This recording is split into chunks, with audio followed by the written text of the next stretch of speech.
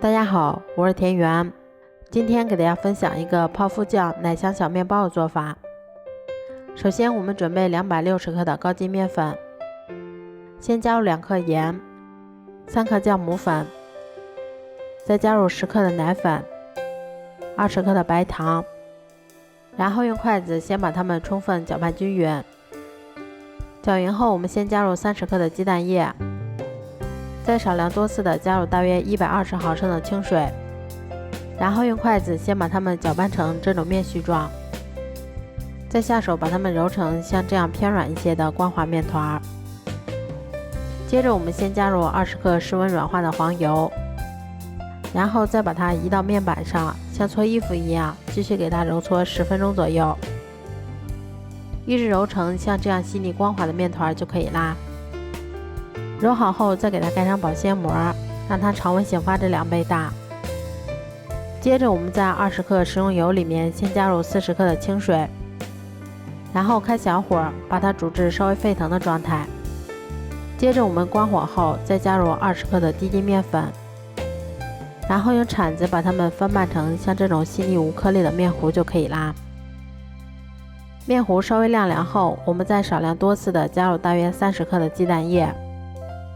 然后用筷子把它们一直搅拌成像这种细腻粘稠的面糊状就可以啦。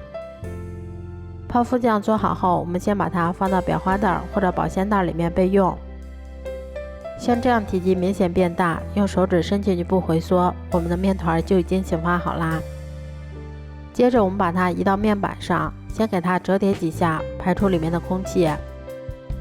然后先用手把它搓成长条，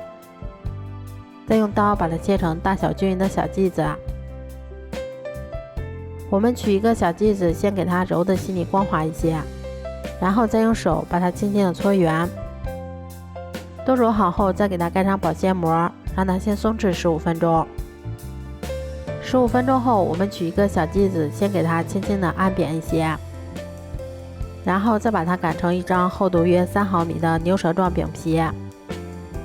擀好后，我们再像这样，先把两边往中间给它折叠一下。接着我们再把它从中间对折一下，然后再像这样把接口的地方给它轻轻的捏严一些。收口处捏严后，我们再稍微给它整理一下外形，像这样我们的生胚就做好啦。都做好后，把它们依次放到铺有硅油纸的烤盘里面，然后再给它盖上保鲜膜，让它2次醒发至2倍大。醒好后，我们在表面再给它挤上一些刚刚做好的泡芙酱。接着我们把它放到烤箱里面，烤箱中层上下火160度，烤22分钟左右就可以啦。这样做出的毛毛虫小面包吃起来非常的松软香甜，